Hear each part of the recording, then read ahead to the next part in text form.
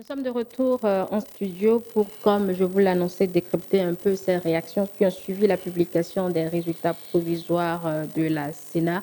Ce sera avec notre expert électoral, Agapit Napoléon Mafourican. Bonjour à vous, Agapit Napoléon Mafourican. Bonjour Angèle, bonjour à tous nos téléspectateurs sur les différentes plateformes. Voilà, cela fait déjà 24 heures que les résultats de la Sénat ont été rendus disponibles. Et dans la nuit, plusieurs partis politiques sont montés au chrono pour soit accepter leur défaite ou rejeter ce qui a été dit par la Sénat. Je vais en revenir tout à l'heure avec vous sur ce que chacun a dit, mais la première question que j'ai bien envie de vous demander, c'est ce qui peut expliquer ce silence des partis de la majorité, parce qu'on ne les a pas du tout entendus, quand bien même ils auraient gagné. Ah oui, vous parlez des partis de la majorité qui ont gagné, Oui. parce qu'il y a Moël Bénin qui est intervenu Mhm. et qui fait partie de la majorité. Et parmi ceux qui n'ont rien dit, il y a UDBN qui est de la majorité mais qui n'a pas gagné de siège. Alors vous parlez des partis de Bloc républicain Et de et l'Union de l'Union progressiste, le progressiste de renouveau. renouveau. C'est dommage, c'est dommage, même si on pourrait supposer qu'ils attendent La Cour, que la Cour constitutionnelle, puisque en réalité, je connais le professeur Diogbenou qui est très ancien président de la Cour constitutionnelle, très à cheval sur la rigueur donc c'est très exigeant le sur les fonctionnement principes et les des... procédures. Donc du coup, peut-être que l'UPA attend la publication des résultats de la Sénat et de la Cour constitutionnelle, les résultats définitifs. L'UPA qui a déjà toutes ces données en main, tout comme le parti Bloc républicain, ils ont leurs données en main, ils sont gagnants, ils n'ont rien à revendiquer sans doute, ils ont peut-être des observations à faire, ils attendent peut-être la Cour constitutionnelle, c'est ce que je présume, et Mais donc tout au moins prendre acte de ce que la Sénat a ils dit n'ont pas à prendre à plus ces résultats provisoires. L'idéal aurait été de les entendre. Hein, c'est un peu à ça. travers un seul communiqué de deux phrases sur les Mais réseaux. les entendre pour dire quoi? Pour dire, oh là, on a gagné. Bon, là, donc aussi, l'adage, la sagesse recommande, si vous n'avez rien à dire, si vous De se pensez que, taire. si ce que vous avez à dire n'est pas plus grand que le silence, donc c'était... Alors, on peut estimer, effectivement, qui n'ont pour le moment pas grand-chose à À dire. dire. C'est vrai qu'en Europe, on peut peut-être, comparaison n'est pas raison, on n'est pas en Europe, mais bon, on a copié les systèmes et les principes européens. On est bien obligé de faire. Alors donc, en Europe, c'est vrai que rien que les estimations des sondages font sortir les partis font parler les partis. Hein, c'est une habitude, c'est d'entrer dans leur culture, dans leur mode de fonctionnement, que lorsque le bureau de vote sont fermés, Et lorsque que les sondages connus. en même temps, les estimations sont données, dans les minutes qui suivent, les différents partis ne vont pas prendre acte et pas donner leur observation ou leur consigne.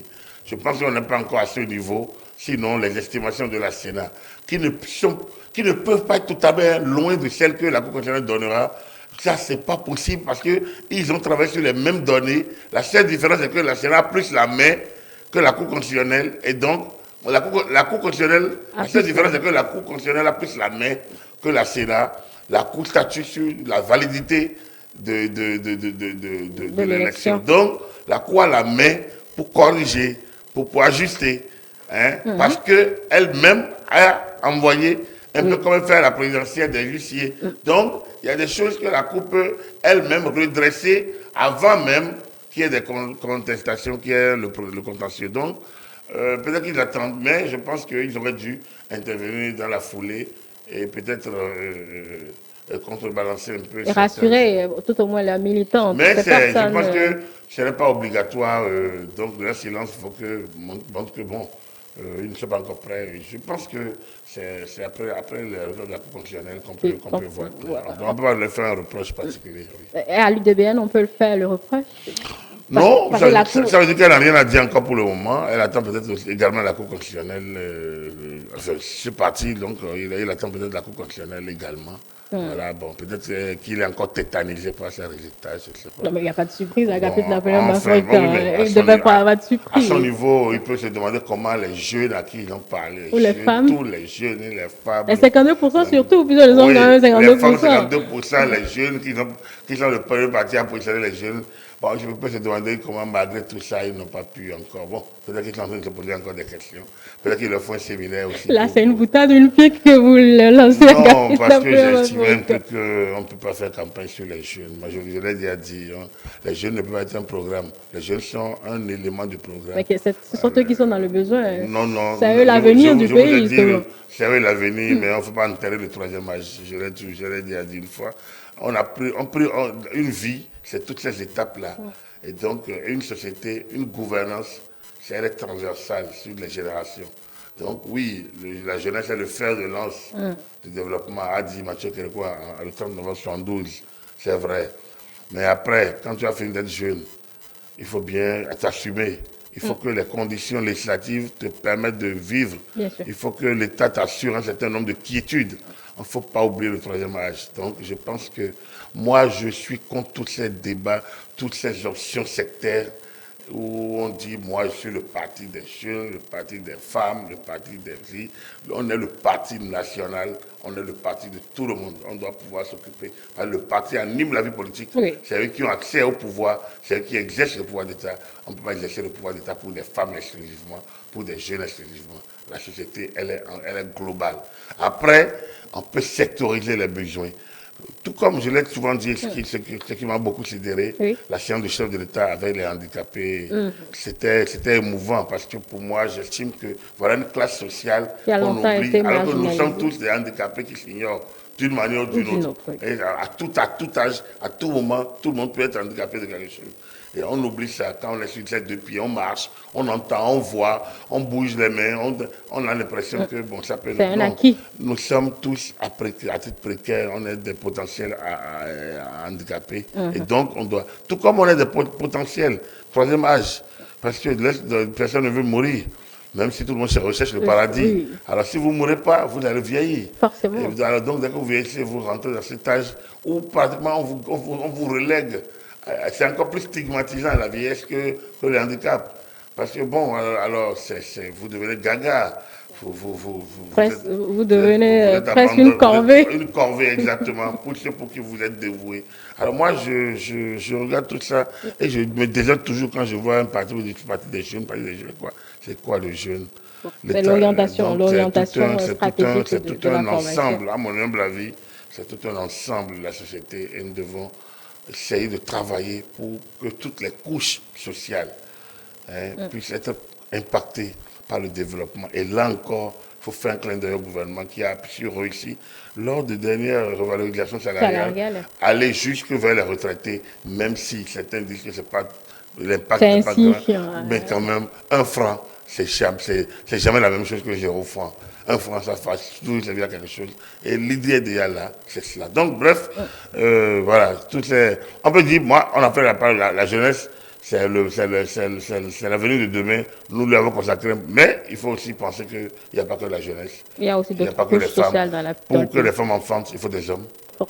Pour que, lorsqu'on n'appuie pas la jeunesse, pour que vous êtes jeune, pour que vous soyez jeune, il va falloir que vous ayez des parents aussi.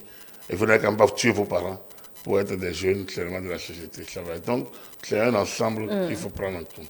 Voilà pour ce qui est de ces partis qui ne se sont pas prononcés. Venons-en à ceux qui se sont prononcés. Agapit Napoléon Bafouika. D'abord, commençons par exemple par le Parti des démocrates qui déjà conteste les chiffres de la Sénat et accuse les partis présidentiels d'avoir faussé le jeu démocratique. En clair, Agapit Napoléon Bafouika, ils espéraient plus de sièges et veulent aller au contentieux. Je pense que, donc, quand j'ai écouté le communiqué Bon, il y a un brin de responsabilité dans le communiqué que je salue d'abord, c'est le recours aux institutions. Oui. Et ça, c'est important de le noter. Et je salue au moins cette clairvoyance de ce parti, du Parti des démocrates, qui ne nous habitue pas souvent au recours aux instances. Donc, ils l'ont déjà fait lors de... Voilà, l'expérience fructueuse. Ils ont déjà fait lors des dépôt des listes. dépôt des listes. Donc, j'espère qu'ils feront cela et ils feront foi à la Cour constitutionnelle comme ils l'ont fait et qu'ils l'ont salué lors du dépôt des listes. Après ça, je me dis, mais quand tu entends le communiqué, tu as l'impression que même un capé comme Eric Ngoundete, mais bon, ce n'est pas le communiqué de Eric Ngoundete, mais c'est le communiqué du parti. Sinon, comment ils peuvent considérer la foule comme l'électeur? Je vous l'ai dit ça ici une fois, la foule n'a pas de visage. Lorsque vous voyez Boni Yaya avec la foule derrière, mais combien sont électeurs? Combien sont sortis dans les urnes? Ils disent que partout, ils sont passés le peuple là. C'est qui le peuple? Eux, ils ont interrogé le peuple quand? Les chiffres qu'ils ont. Non, non, non. Ils parlent de pendant la campagne, ils ont le peuple, ou bien lors de. Le peuple, ils n'ont pas rencontré le peuple, ils ont rencontré des populations. Le peuple, comme je l'ai dit, le peuple souverain, c'est celui qui sort le jour du référendum ou le jour du vote. Après, le peuple exerce sa part, ses représentants. Et la Constitution dit que personne ne peut s'arroger le droit ou les prérogatives du peuple. Donc, vous avez beau être parti de l'opposition, vous n'êtes pas le peuple. Vous ne représentez pas le peuple. Un parti ne représente pas le peuple. Un parti reçoit un mandat du peuple et ses représentants dans les institutions de l'État deviennent les représentants légaux et légitimes du peuple. Donc, c'est déjà une aberration de penser que les foules qu'ils ont pu drainer par le président Yahi constituaient quelque chose de tangible, de fondamental. Vous voyez, ça, quand vous entendez ces choses, vous vous rendez compte qu'il y a une confusion. Lorsque certains se lèvent, ils parlent au nom du peuple, alors qu'ils n'ont été mandatés par aucune élection, ils n'ont été légitimés par aucune élection, ils ne peuvent pas dire qu'ils parlent au nom du peuple. Mais c'est quand même des intellectuels, Agapit Napoléon Mafoika. On ne peut pas occulter cet aspect de la chose. Mais c'est quand même bien dommage alors, dont vous partagez mon Non, je partage, moi je pose la question. Vous partagez mon désarroi, qu'ils ne puissent pas faire le discernement entre le peuple moi, je n'ose pas y croire, en fait. Entre le peuple et la foule. Parce que, non, ça doit pouvoir se faire normalement. Mais il n'y a pas à y croire en gel ou à ne pas y croire. La foule, c'est la foule. La foule, c'est ce que vous voyez derrière. C'est ceux qui lancent les pierres. C'est ceux qui brûlent. C'est ça. C'est ceux qui vous applaudissent aussi. C'est la clameur. C'est la meute derrière vous. Tout ça là, ça n'a pas de visage. Quand on brûle, quand on agresse, vous voyez qui? S'il n'y a pas de caméra pour encore chercher, pour retrouver certains, ça n'a pas de visage. Donc, mais l'électeur, lui, il a un visage, le peuple a un visage, lui, il vote, il sort, il met son bulletin dans l'urne. Et ceux qui sont sortis et mis leur bulletin dans l'urne, déjà, M. Moundete et le Parti des démocrates devraient déjà nous dire quand même pourquoi ce peuple-là n'est pas sorti. Pourquoi leur peuple n'est pas aussi sorti? Et je pose certainement la question. Non, ils devraient déjà répondre à ça. Parce que le problème, ils se sont targués de montrer que bon, ils ont pu maintenir les gens à la maison il y a 3 ans, il y a 2 ans. Mais aujourd'hui, on a eu 11% de plus, d'accord. Mais 11%, ce n'est pas que c'est pas le 11% nécessairement. 11%, c'est ceux qui se sont rassurés par l'ambiance générale aussi de déroulement du scrutin, oui. Enfin, de préparation de toute cette ambiance où l'élection, ils l'ont, comme ils aiment bien le dire, inclusive. Donc, ils se sont dit, bon, ça pourrait aller. 11% est dedans. Mais quel travail ils ont fait pour faire sortir leur peuple? Ils vont l'évaluer. Non, ils vont l'évaluer. Non, dans le discours, c'est qu'ils le disent. C'est qu'en fait, ils pensent qu'ils ont eu plus que. Parce que pendant la campagne, les gens ont dit qu'ils ont un besoin de changement. C'est qui leur a parlé de besoin de changement? C'est eux qui ont dit qu'ils vont tout casser, les lois qui ont été votées. Quel peuple leur a dit ça? Ils ont fait un référendum ou bien ils ont fait un vote, ils ont fait une consultation sur la question? Non, je pense que, bon, ils sont libres de contester les résultats provisoires de la Sénat. Ils disent qu'ils vont en recourir devant la Cour constitutionnelle. Oui. Donc, voilà, acte leur est donné par les lois. Et donc, j'espère qu'ils vont emprunter cette voie de recours qui est la voie législative et de recours, la voie normale, la voie régulière. Oui. Et voilà, et que lorsque la Cour aura statué, chacun prendra acte. Donc, en termes clairs, qu'ils ne se confondent pas de la foule qu'ils ont eue lors des campagnes électorales pour espérer avoir différents résultats après la Cour constitutionnelle. Si je dois vous résumer, Agapit Napoléon Mafoika. Tout le monde a les données issues des urnes depuis le jour du vote. Et comme je vous l'ai dit, nous avons fait un travail ici et ce travail-là n'a pas été faussé. Donc, je pense que tout le monde connaît, tout le monde a les données. Et bon, s'ils ont d'autres données, ils n'ont qu'à les sortir. Mais il me semble que la Cour ne peut pas donner autre chose. La Cour peut faire de petits ajustements. Mais ce qui est déjà l'heure 28 sièges, c'est déjà beaucoup gagné. Pour ceux qui n'avaient pas été aux élections il y a 3 ans, ils ont damné le pion au FCBE. Ils ne voient pas, 24% au niveau des suffrages exprimés, c'est énorme, c'est beaucoup.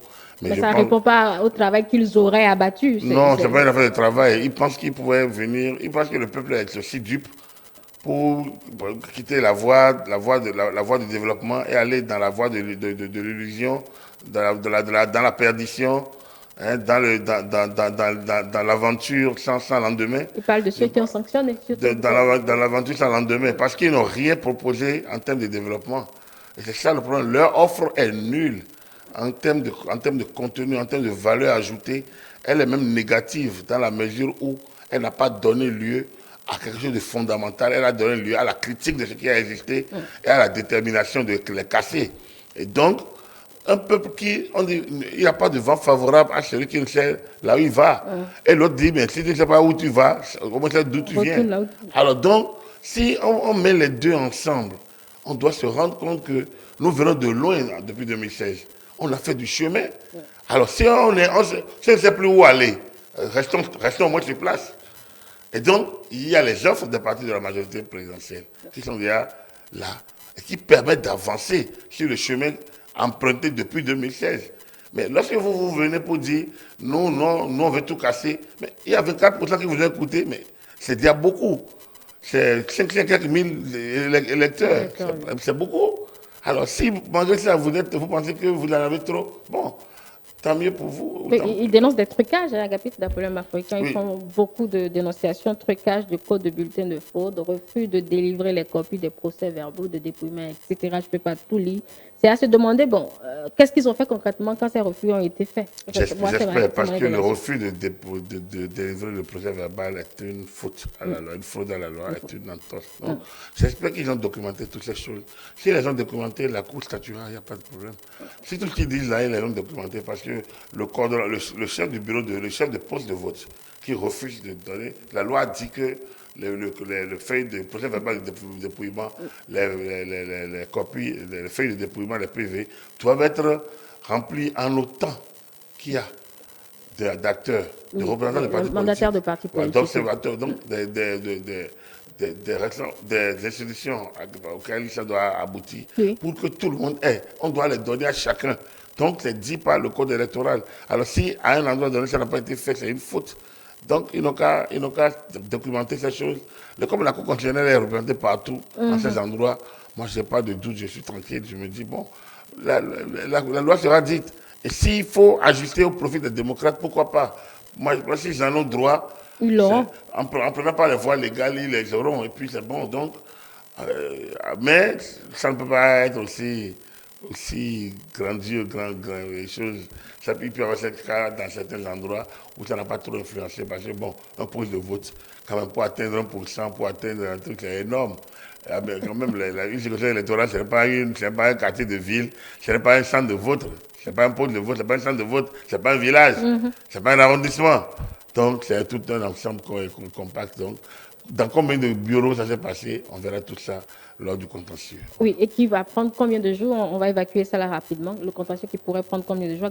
Une dizaine de jours. Je pense qu'on attend d'abord que la Cour constitutionnelle proclame les résultats. Et donc, dès lors, ils ont 10 jours, si je ne me trompe, pour pouvoir déposer leur recours. Donc, 10 jours après la proclamation des résultats par la Cour constitutionnelle. Ici, on est en proclamation provisoire. On attend la proclamation, la proclamation tout simplement des résultats par la Cour constitutionnelle. Ça va être demain, vendredi, ou sans doute le samedi, ou plus tard, samedi. Voilà. Dès lors, commence 10 jours, au cours desquels les concernés peuvent saisir la Cour constitutionnelle pour contentieux, pour réclamation, ceci, cela. La Cour statuera au fur et à mesure, normalement en 48 heures, en 72 heures, au fur et à mesure qu'elle est saisie. Je pense que c'est un peu ça, si je ne me trompe, je peux bien retourner un peu aux articles, mais c'est globalement cela. Voilà. Donc, toutes ces îles, en dehors du dépôt de la proclamation de la Cour constitutionnelle, de la proclamation des résultats par la Cour constitutionnelle, toutes ces îles, avant délai, sera irrecevable pour défaut. Pour vice de procédure ou bien pour délai. En tout cas, la Cour a ses formules parce que c'est comme si vous devancez les choses. La Sénat n'a fait que proclamer les résultats provisoires et le provisoire ne peut pas Pas le encore même de donner. grandes tendances. Hein. Non, non, c'est le résultat provisoire. C'est la nouvelle constitution, c'est le résultat provisoire. D'accord. Mais ce qui est provisoire, c'est que la même constitution donne à la Cour constitutionnelle de proclamer les résultats des élections. Donc, dans le cas d'espèce, c'est à la Cour de proclamer ce qui est la dernière rupture, le vrai résultat des élections. Ça donne lieu à une décision de la Cour constitutionnelle. Oui. Alors, cette décision qui est attaquée par la même Cour en contentieux, mais avec des éléments de preuve Absolument. que la Cour peut documenter aujourd'hui facilement parce que la Cour même a envoyé des gens sur le terrain. Donc, logiquement, le recours au contentieux auprès de la Cour constitutionnelle doit pouvoir nous clarifier sur le cas de chaque acteur. Voilà. Donc, on espère donc que la Cour puisse faire ce qu'elle a fait les jours à venir. Parlons toujours des réactions. Il y a la FCBE qui, elle aussi, a dénoncé quand même, Agapit Napoléon Mafricain, des irrégularités dont, je cite, la déstabilisation du parti FCBE par les débauchages à coût d'argent et qui ne permettent pas au parti de réunir les 10%. Moi, ma question est de savoir si la FCBE rend les autres partis responsables de son échec, concrètement. C'est ça ma question. Bon, si ça peut lui faire plaisir, donc si cette formule lui fait plaisir, pourquoi vous ne voulez pas que ce parti... Et cela ne s'entend pas. Bon, mais c'est sa lecture. Non, non, écoutez, il faut... La FCBE n'a pas fait une bonne lecture de son échec. Tout le monde sait, et nous l'avions dit, tout le monde sait que lorsque les démocrates sont apparus, la FCBE devra en pâtir. Tout simplement parce que quoi? La FCBE a raté les occasions de se maintenir sur la place publique, alors que pendant longtemps, depuis 2020, ce parti a participé aux élections. Oui. A participé à l'élection présidentielle. Son leader, même le chef de file de l'opposition. Mais en dehors des activités régaliennes, statutaires, installation des moments des femmes, installation des tous les jeunes, on n'a pas senti ce parti lors des grands moments.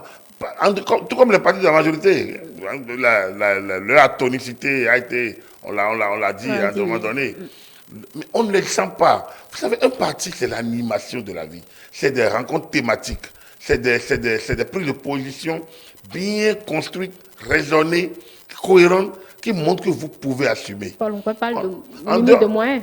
Non, ils ont eu pas suffisamment. Si ils parlent de moyens, qu'est-ce que les démocrates vont dire? Non, les démocrates sont soutenus par Boni, donc il n'y a pas de souci. Ceux qui pensent que les démocrates sont pauvres, moi, je trouve qu'ils ont un président d'honneur qui y mettent. Donc, moi, je trouve qu'ils ne peuvent pas non plus mettre toute sa donc, fortune. donc, on ne peut pas se plaindre pour les démocrates non plus. Hein, ils sont peut-être plus gâtés que d'autres. Mais qu'est-ce que vous voulez que Moël PD, par exemple, dise? Moi, je préfère prendre Moël ou MPL. Parce que ça, au moins ces deux partis, on peut dire que c'est des partis qui n'ont pas peut-être de mentors suffisamment. Je laisse les autres partis cadors qui bénéficient des fonds publics depuis 2019. Donc, en dehors des partis cadors qui bénéficient des fonds publics depuis 2019, les autres, on ne peut pas se plaindre pour les démocrates. Ils ont un mentor qui a dû payer pour les FCBE, même pour les combinants qui ont refusé de prendre. Et donc, vous voyez, ça ne peut pas avoir le même goût que les fonds publics. Donc, il y a ça, et puis il y a d'autres qui ont d'autres mentors ailleurs. Alors, le problème ici, c'est quoi? C'est que les démocrates ont parti. Le FCBE. Parce que, comme je vous disais, le problème du FCBE, c'est un peu comme le problème du métis. Je vous l'ai dit hier, c'est comme le problème du métis. On se demande est-ce qu'il est blanc ou il est noir. La question est là. Rejeter ici et là, incapables pour eux-mêmes de se donner une carrure posture sur le terrain. Mais tous ces gars préfèrent faire des campagnes de proximité. C'est parce que parfois, même si vous faites des campagnes de proximité, il y a la campagne, l'animation de la vie publique doit être nationale. On doit vous voir. Le peuple doit vous voir. C'est-à-dire les populations, le peuple électeur doit vous voir et qui doit vous sentir que vous existez, que vous animez réellement. Oui, on peut saluer le ministre Adiou, qui a toujours été présent. Et le parti a toujours mis à disposition des cadres, lorsque vous sollicitez. Mais le parti lui-même n'a pas souvent pris des initiatives. Et je pense que ça lui a manqué, surtout que c'était à lui de se positionner, parce que les gens le taxent d'un certain nombre de choses, c'était à lui de se positionner. Mais ils ont fait une campagne soft.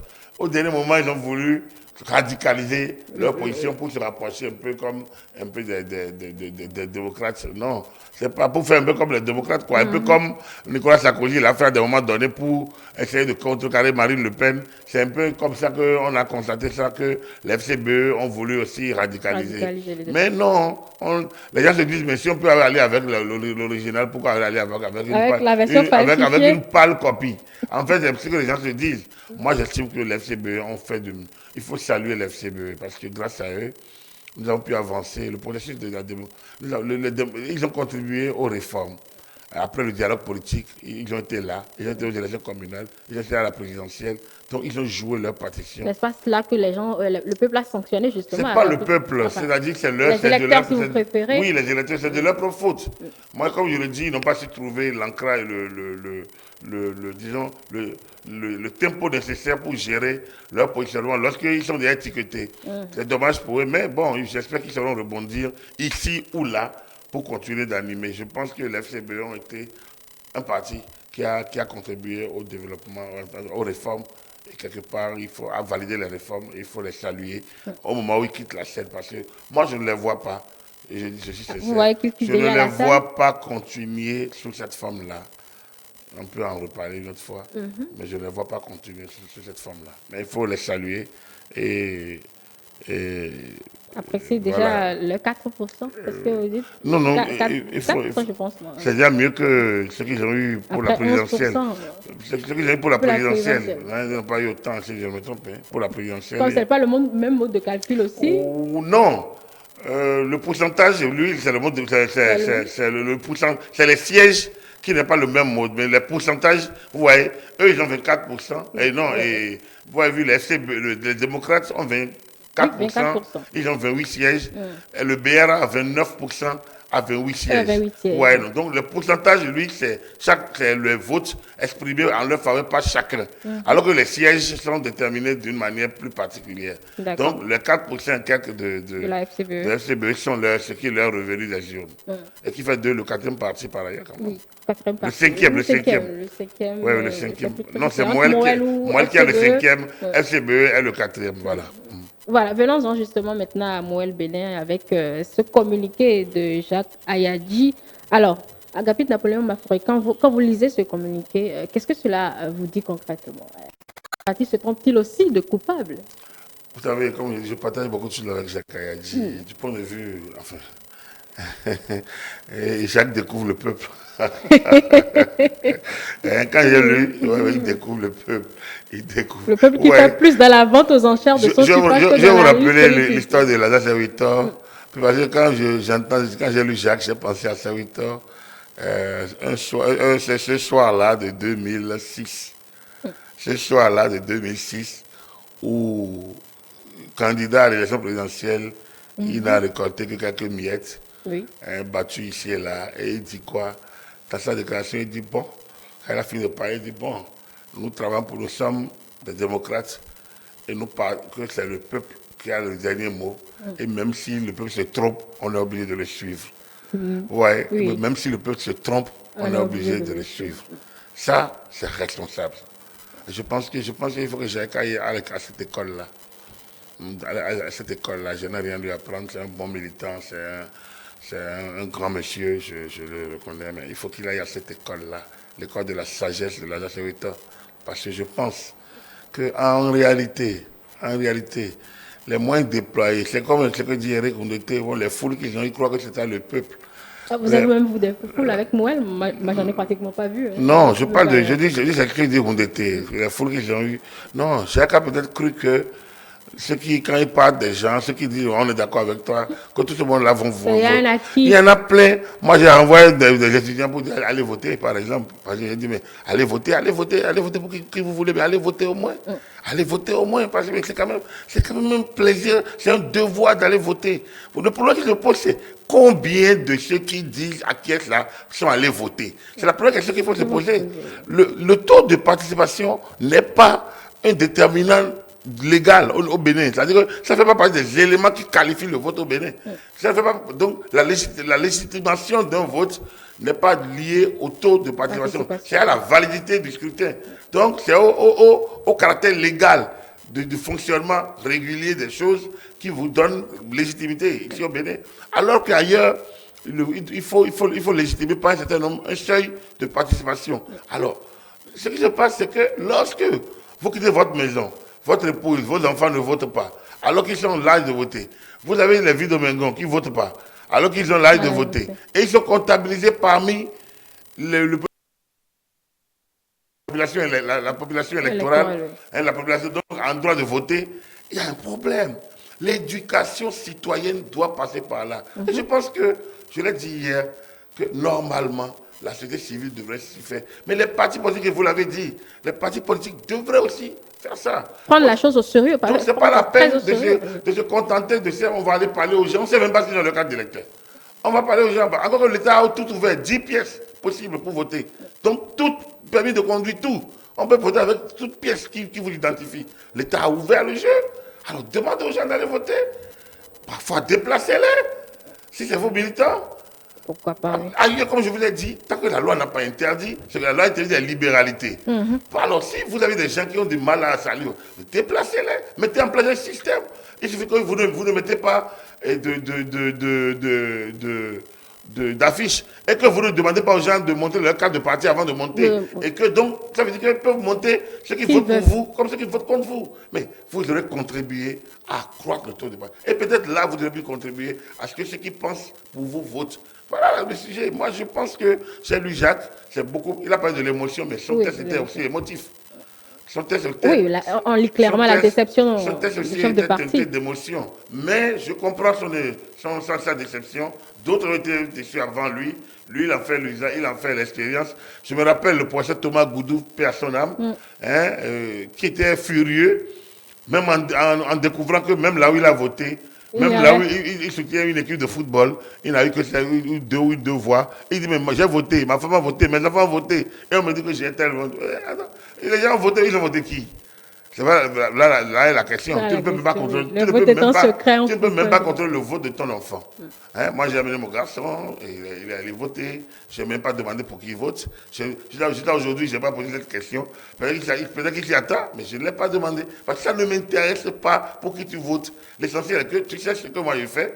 Tu sais, les causes que je défends. Si tu penses que les causes que je défends, tu y vas. Si tu défends d'autres causes, tu es majeur, tu vas défendre tes causes, tire ta conclusion toi-même, et ainsi de suite. Je pense que nous devons aller dans ce sens. Hein, nous devons aller dans ce sens. Après, on fait des débats à l'interne. On fait quelques débats à l'interne, mais après, chacun se lève, tout comme en milieu d'entreprise. Bon, comme j'ai dit, j'ai demandé aux gens d'aller voter.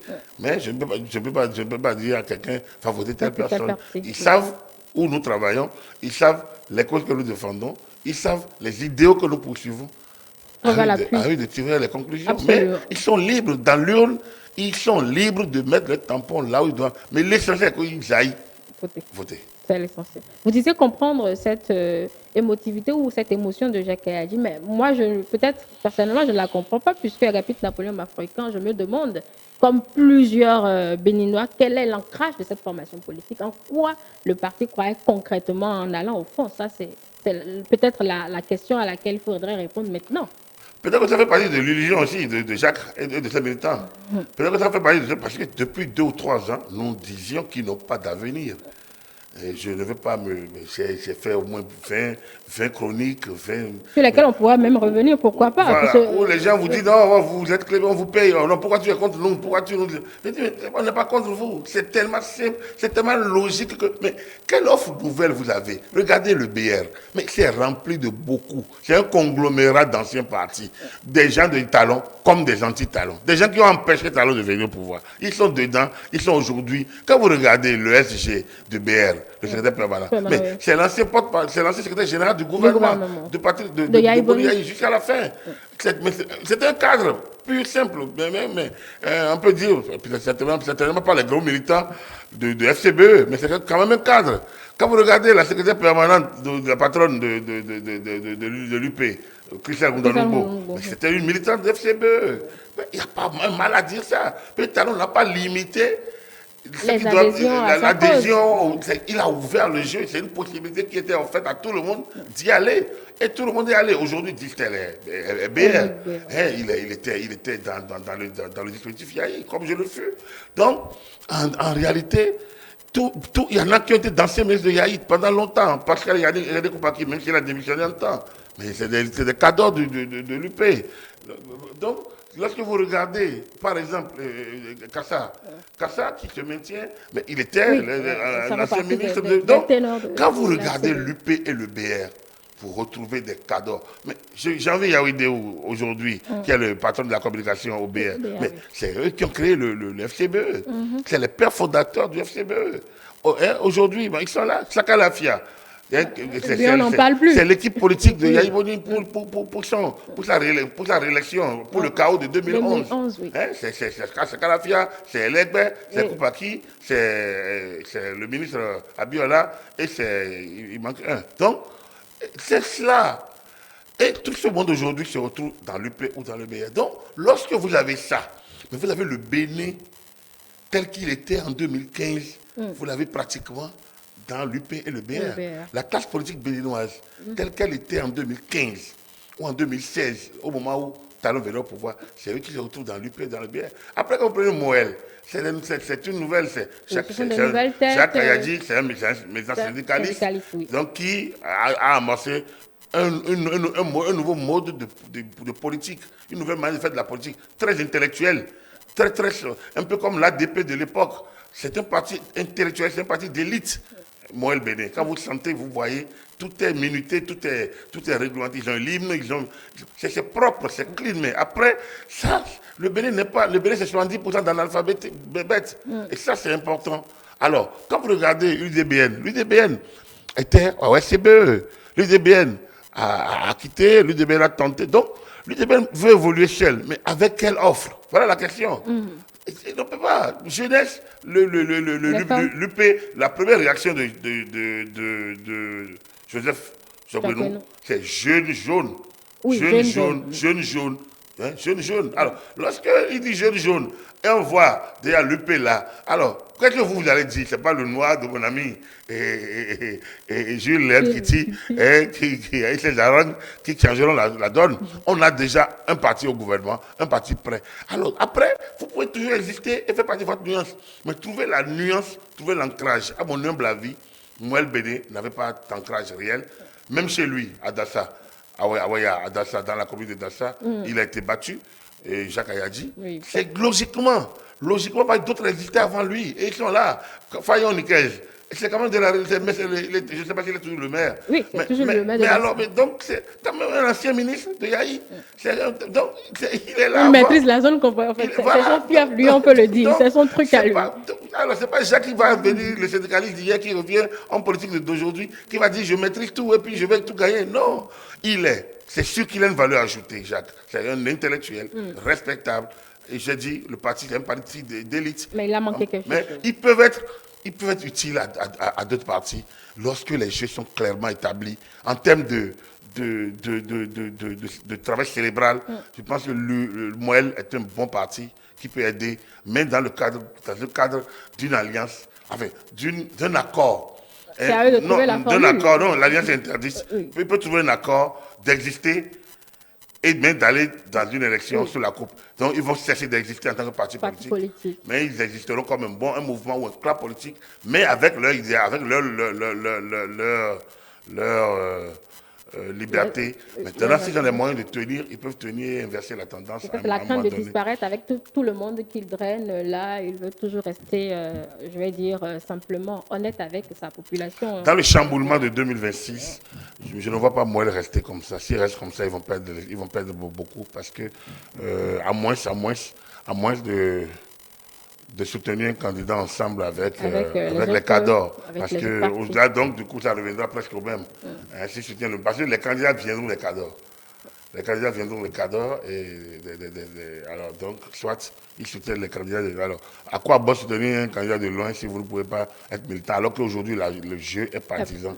Donc, il y a une réflexion à mener par le parti. Mais moi, je salue le parti. Par ailleurs, je pense qu'ils font un travail intellectuel énorme, hein, terrible, important. Mais première expérience, 5 000 électeurs. 56 000. 56 000, pardon. Voilà, 56 000 électeurs. Voilà, donc, mais après le travail intellectuel, il faut savoir qu'avant eux, un parti comme l'Alliance pour la démocratie et le progrès l'a fait pendant longtemps, n'a rien gagné. Un parti comme notre code commune NCC l'a fait, a été noyé dans le PRD, qui avait l'argent à déployer. Donc bref, Jacques n'a pas, c'est pas le Moël Bénin qui invente la roue, elle ne peut pas inventer la roue. Elle n'a qu'à. Donc c'est pour ça que quand les gens sont communiqués, je me dis, mais le pauvre, il n'avait qu'à se plonger dans l'histoire de notre pays et il aurait compris. Mais il la connaît, cette histoire. Ah oui, mais non, je pense qu'il la connaît, il la raconte assez bien. Il a méconnu l'histoire électorale, parce que s'il avait bien fait attention, il aurait vu que d'autres avant lui ont subi le même sort et qu'il aurait pu éviter ce texte qui est à la limite de l'émotion qu'il dénonce lui-même. Oui, voilà, Agapit Tapelomba. Quand on va sortir du débat électoral avec, je vais dire, cette nouvelle prise de position de Patrice Talon, c'était aujourd'hui lors de la présentation des vœux des corps constitués et corps diplomatiques. Patrice Talon disait encore et rééditait ce qu'il avait déjà dit après son vote le 8 janvier, que la fin de la violence dans le champ politique, que les forces de l'ordre n'auront plus à agir à ramener les gens à l'ordre dans le champ politique. Ça sonne presque comme un engagement. Là. Oui, Patrice Talon est préoccupé par une seule chose, qu'on rassemble ce qui a été éparse. Et moi, quand j'entends ça, je me dis, mais ceux qui parlent de retour de ceux qui se sont exilés, ou parlent de libération, je pense que quand j'ai écouté cette phrase, je me dis, mais c'est une chance pour toute cette couche. Et au lieu que les gens se focalisent sur le passé, il faut qu'ils regardent l'avenir. Il avance. Le président l'a dit avec beaucoup de conviction. D'abord, son merci aux forces armées pour le travail qui a été fait. Il a dit qu'il était fier. Voilà, je suis fier de vous. Merci, mon général. Je pense que c'est un moment sensible, très sensible, au cours duquel on a senti un président désolé, à la limite, vraiment déçu. De tout ce qu'on a connu, 2019, et qui aurait pu 2021. Voilà, exactement. Et il l'a toujours fait, il a toujours dit, depuis 2019, il a tout fait pour que ça puisse se concentrer. Mais on était dans une démarche, c'était avancé ou comme d'habitude, vaincre ou périr. C'est-à-dire que soit les réformes vont à bout, comme aujourd'hui, on les consacre. Il s'en est d'ailleurs, il l'a reconnu, voilà. Il le disait dans ces messages-là. Voilà. Soit on finit les réformes, et on avance, soit alors on est bloqué. Et il ne fallait quand même pas un énième blocage.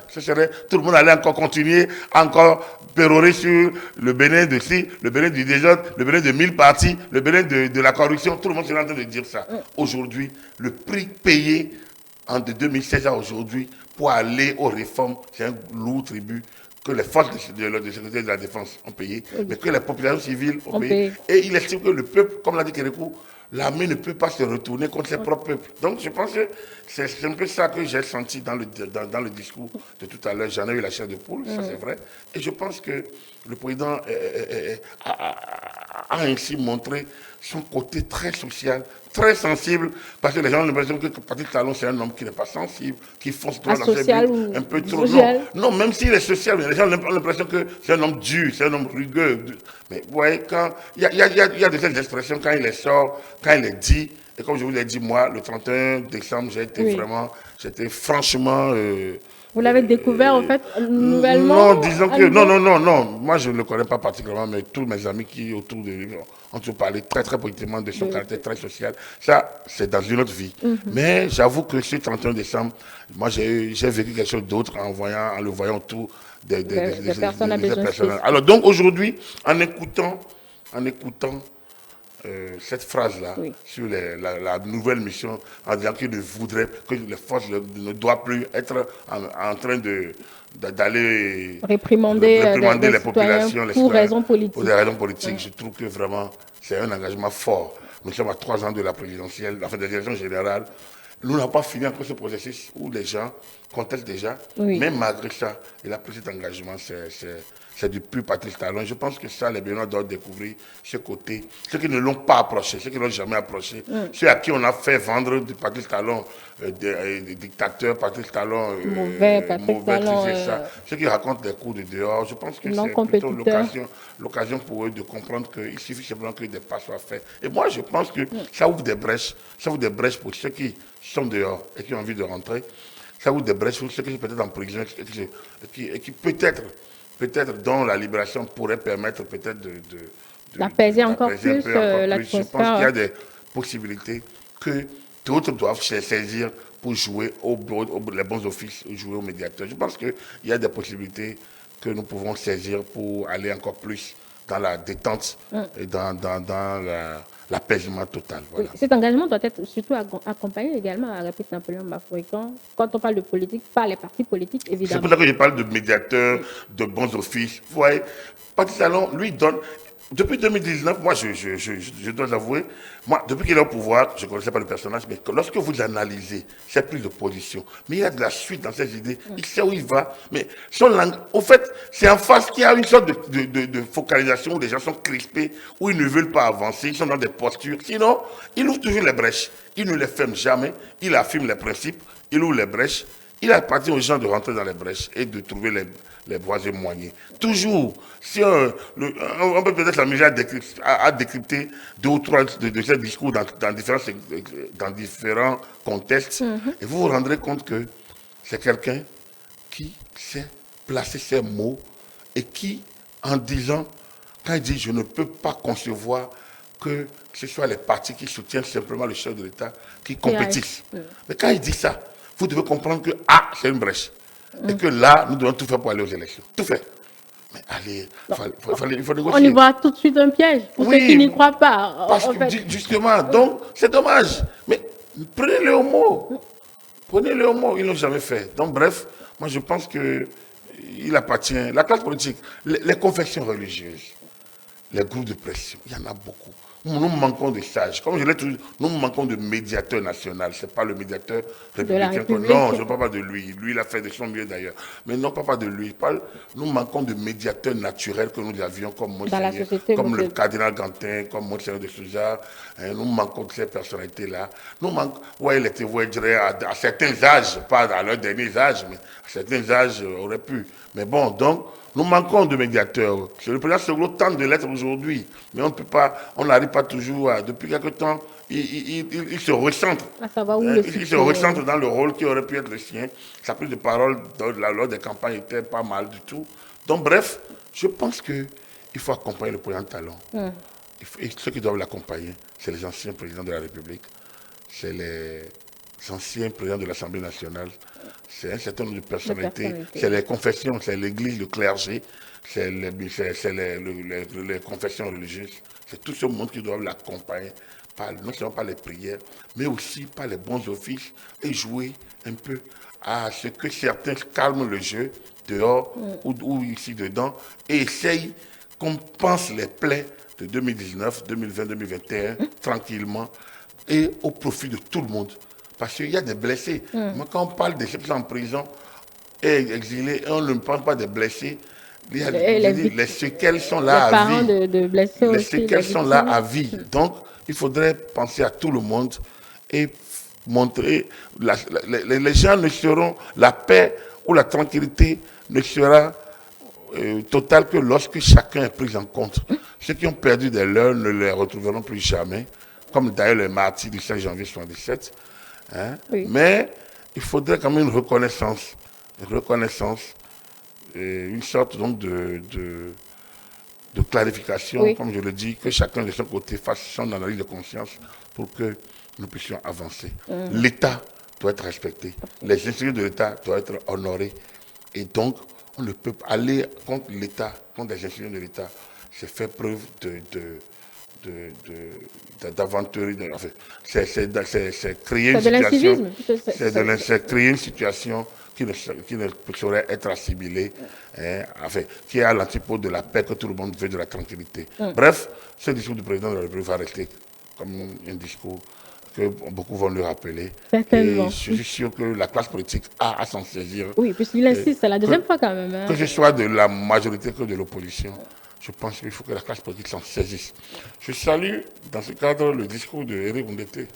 Comme je l'ai dit tout à l'heure, il a demandé à aller aux voies de recours et il demande aux populations, à ces militants, de garder le calme. J'espère qu'ils iront jusqu'au bout pour qu'une fois que la Cour constitutionnelle va trancher en leur faveur ou pas en leur faveur, ils puissent accepter cette décision en disant, bon, nous continuons le chemin. Voilà, et l'essentiel va se faire au Parlement. Restons toujours maintenant avec Patrice Talon pour aborder cette mention spéciale à votre cri de cœur, Agapite Napoléon Mafoikan, qui a finalement été entendu par Patrice Talon, qui missionne maintenant la RAC pour une réforme du secteur des médias afin de favoriser l'avènement de véritables entreprises de presse. Là, vous jubilez. Là, je sais pas si, là, vous me sautez au plafond. Hein. Là, je ne sais pas si c'est le consultant ou si elle... Bon, vous savez que l'expert électoral va quitter. Bon, oui, c'est fini. Là, on n'est plus à l'expert. C'est moi qui ai fauté. Je ne sais pas non plus le consultant ici et là, du coup. Lorsqu'on parle médias, je ne suis plus consultant, je suis partie prenante parce que là, honnêtement, c'est un peu mon champ. C'est un peu... Comme je l'ai dit toujours, j'ai préparé, organisé les états généraux, présidé les états généraux, présidé le suivi, la mise en œuvre des chantiers.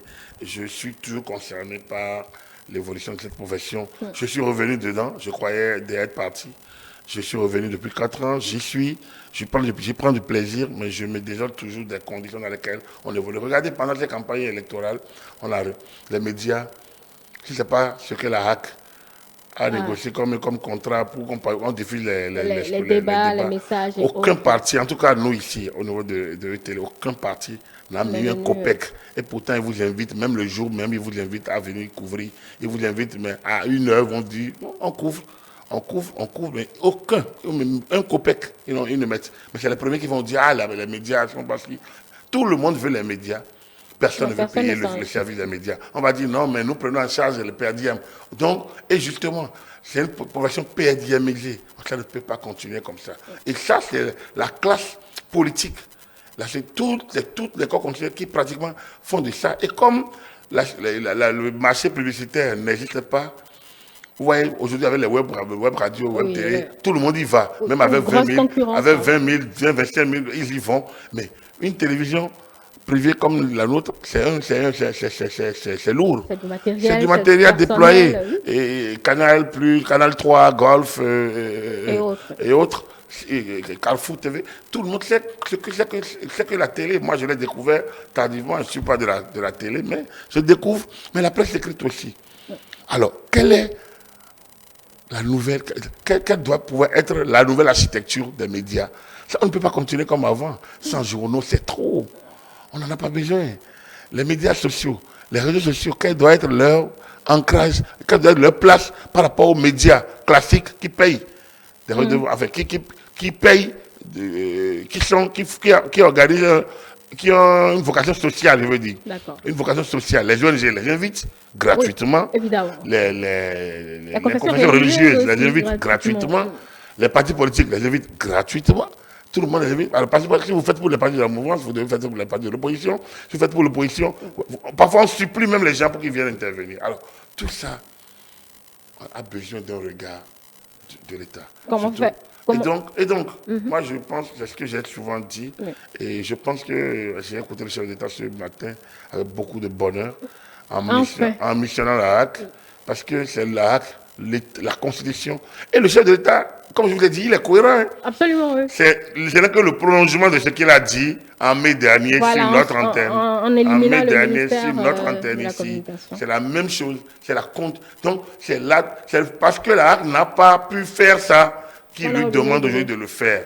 J'espère que, puisque nous, on a fini la période électorale, et que cette RAC amorce la dernière phase de son existence, encore 18 mois, j'espère bien que, avant de finir, elle saura vraiment faire ce travail. Nous nous mettons à sa disposition. En tout cas, personnellement, je pense que j'ai beaucoup d'idées à faire partager avec eux. Je suis heureux, content de contribuer. Et quand je le dis, il ne faut pas que les gens voient un concurrent qui a un positionnement. Non, moi je concours à rien. Moi, Mais tout le monde y contribue. Je suis un citoyen, mais vous voyez le problème, quand les gens vous regardent, ils disent ah lui il vient encore pour prendre notre place. C'est toujours la Le vieux ne veut pas se reposer. Il ne veut pas se reposer. Non, non, c'est pas une affaire. Personne ne veut prendre la place de personne. Je pense qu'il y a de la place pour tout le monde. Confrontons nos idées et rebâtissons nos médias. Et merci au président de la République d'avoir écouté notre cri de cœur ici ou là et que la HAC essaye vraiment de prendre la main. Nous sommes prêts à l'accompagner et que tout le monde s'enregistre. La presse béninoise, c'est ce qu'on peut laisser peut-être. Le président a dit, nous devons faire ce qu'on doit faire vraiment à temps pour que nous puissions, avant de tirer notre révérence. Hein, il a dit, mais c'est la même chose. Chacun de nous, on n'est pas éternel. Donc, mais si on peut faire un peu, si on peut faire mieux, si on peut corriger, si on peut faire beaucoup, et que la nouvelle génération qui va venir va se rendre compte que, celle qui nous a précédés a fait du bon travail, pourquoi pas. Je pense que c'est ce que nous pouvons laisser pour la génération à venir. Et une fois de plus, merci au chef de l'État. Et courage à la HAC, et nous mettons à sa disposition pour l'accompagner si elle nous sollicite. En tout cas, on n'attendra pas qu'elle nous sollicite. Nous, on a vous irez vers on ira vers elle pour partager aussi notre vision. Il n'y a aucune chance que ce vœu reste pieux, Agapit Napoléon Bafoué. En tout cas, nous ferons travailler là. On fera travailler là. Je pense que le président Moretti ne se sentira pas offusqué de nous voir à sa porte et de taper sa porte. Je pense qu'il va nous l'ouvrir. Lui-même doit être sous pression là. Et on a beaucoup de conseils disponibles. Je félicite par ailleurs la vice-présidente, une conseillère technicienne de télécommunications qui est élue. Qui certainement va siéger. Qui est élue. Le choix lui revient quand même. Non, elle va siéger. Voilà, certainement va siéger. Son mandat là a fini l'année prochaine. Et puis siéger à l'Assemblée nationale en tant que représentant. Lorsque vous sollicitez cela, siéger est une grâce à mon humble avis. Et je pense que, voilà, une professionnelle des médias, qui plus est ancien conseiller à la HAC, qui y va, c'est aussi un regard pour nous là-bas. Toute action de l'État provient, dans un état de droit, est basée sur la loi. Et donc, lorsque vous avez un des vôtres là-bas, avec docteur Mali Gomina, Charles Tokos, il siégeait à la place de Adambi, donc ça nous permet quand même d'avoir un petit monde de médias sur lequel on peut déjà s'appuyer avec les autres amis des médias qui y sont. C'est déjà ça, l'évolution, c'est déjà ça, le progrès, et c'est déjà ça, la 9e législature de l'Assemblée nationale. L'heure des médias, Agapit Napoléon Bafoué, l'heure des médias. Merci à vous, mesdames et messieurs. Merci également à vous, Agapit Napoléon Bafoué. Ainsi prend fin cette édition spéciale qui a pris un peu plus de temps aujourd'hui compte tenu de l'évolution de l'actualité.